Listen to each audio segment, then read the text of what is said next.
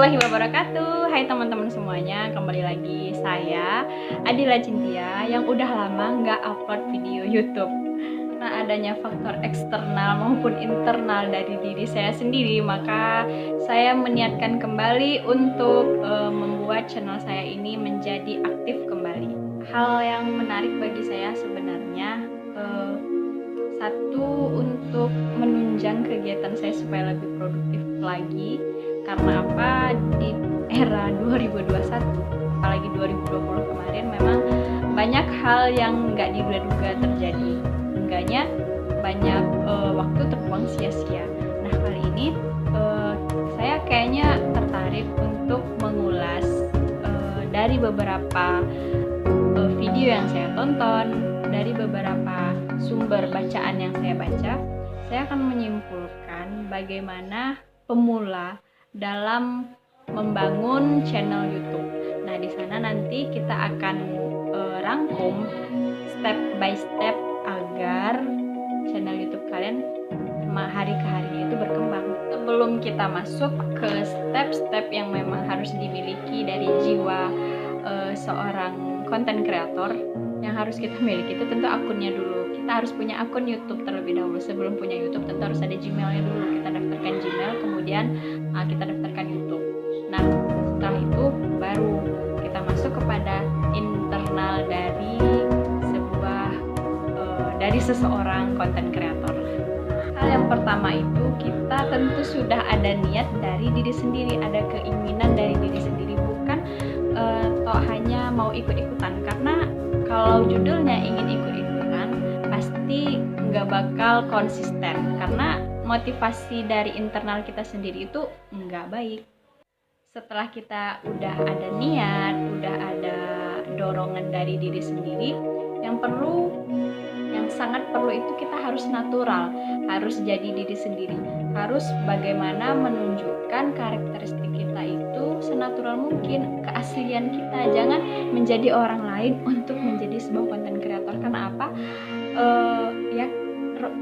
Karena logikanya itu asli sama yang di dalam YouTube kita itu akan berbeda, dan makanya itu kenapa harus natural, karena yang akan kita jalani ini adalah kecintaan kita, kenyamanan kita. Kalau kita nggak nyaman, bagaimana kita mau melanjutkannya? Sebenarnya ada tipe-tipe ketika kita harus memilih konten apa yang harus kita buat. Yang pertama itu, kita apakah ingin membuat sesuai dengan yang diinginkan penonton, yang diinginkan subscriber kita, atau yang kedua ingin menampilkan apa yang kita pengen aja gitu. Misalkan kita lagi pengen traveling, ya udah kita buat, atau kita pengen lagi mengedukasi, kita buat, atau hanya sekedar information, ya kita buat gitu, atau pengen masak, atau ya kegiatan kita daily activity, atau sebuah healing gitu kan.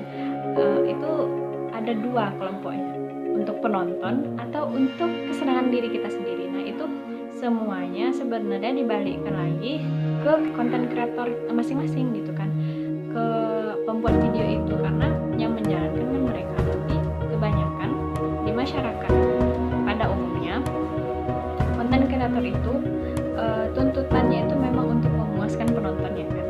Jadi mereka banyak membuat konten itu sesuai dengan pasaran, maksudnya itu sesuai dengan keinginan penontonnya. Tapi tidak jarang juga banyak konten kreator yang membuat konten itu suka hatinya gitu, yang penting dia seneng gitu. Tapi kalau saya pribadi, saya lebih suka membuat konten itu sesuai dengan apa yang saya inginkan. Misalkan saya lagi pengen healing gitu, atau membuat sebuah muhasabah, atau ingin masak-memasak, ya terserah saya gitu. Karena ini kan channel punya saya, itu tergantung kepada pribadi masing-masingnya. Yang penting kita nyaman, kita senang, kita bahagia, itu kuncinya. Selanjutnya, apapun itu kita harus sukai, kita cintai.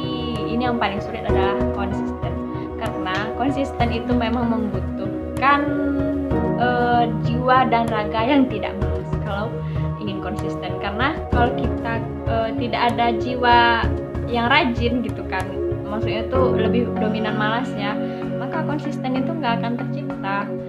Dan itu memang harus rajin. kalian, tidak jarang dari kita semua manusia sering tuh misalkan kita lagi traveling atau lagi duduk-duduk, terbayanglah sebuah ide. Seharusnya ide itu kita tulis, karena semua yang ada di kepala kita, ide yang muncul itu kadang itu sebuah mukjizat gitu kan.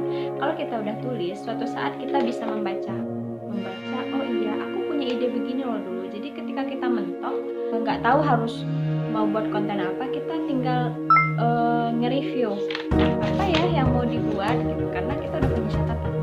Jadi apapun itu kita harus rajin mencatat juga apa yang ada di kepala kita, agar kita nggak mentok gitu. Selain itu kita harus rajin membaca, terus mencari informasi baru agar wawasan kita tuh tetap tidak terkungkung dalam tubuh. Kemudian untuk jiwa kalian, untuk mental kalian harus siap-siap dengan omongan deterjen. Maksudnya netizen. Karena apa? Setiap kita mulai berkarya itu pasti ada orang yang mencemooh, pasti orang ada yang memandang kita sebelah mata. Allah, itu kan karena ikut-ikutan. Allah, itu nggak seberapa kok, gue juga bisa buat kayak gitu. Tapi pada dasarnya itu tuh kayak istilahnya cuman gangguan kecil. Kita nggak usah dengerin apa yang mereka omongin, karena kalau kita mentalnya nggak kuat, ya kita di awal aja udah down pastinya gitu. Tapi udah cuek aja, yang penting niat kita mau maju, niat kita mau berkarya. Mereka itu kan cuma penonton, suka ya dinikmati, kalau enggak ya terserah mereka.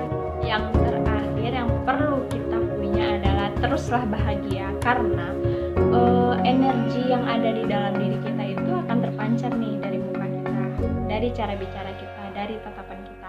Kalau kita udah bahagia, kalau kita udah senang dengan apa yang kita lakukan, apalagi kalau kita buatnya dari hati, pasti nanti akan sampai juga ke hati para penonton, para pendengar, para pembaca.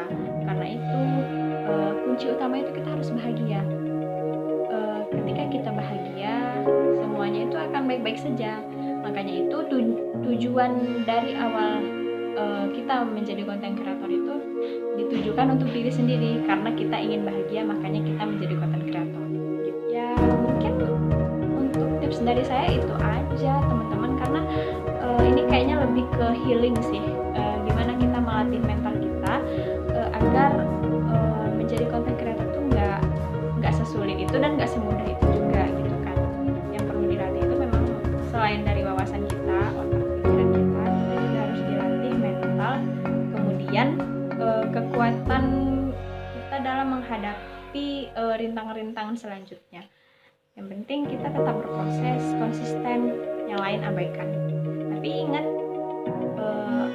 kita harus bahagia. Kita ini untuk bahagia. Kita menjalani ini untuk bahagia, bukan untuk kita merasa tersiksa karena gue harus begini nih. Enggak, kita jadi natural aja. Karena kita menjadi natural itu kebahagiaan yang ada di diri kita.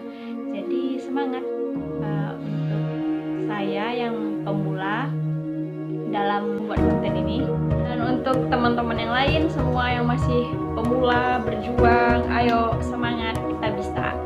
Latih mentalmu, latih pikiranmu, latih fisikmu. Semangat. Mungkin sekian dari saya teman-teman semuanya, semoga ini ada manfaatnya. Saya juga lagi berusaha membangun channel ini, semoga kalian suka. Kalau suka dibagikan, di komen, masukan, kritikan dari kalian itu sangat berharga untuk saya pribadi. Sampai jumpa di video selanjutnya. Jangan lupa di subscribe. Terima kasih. Wassalamualaikum warahmatullahi wabarakatuh.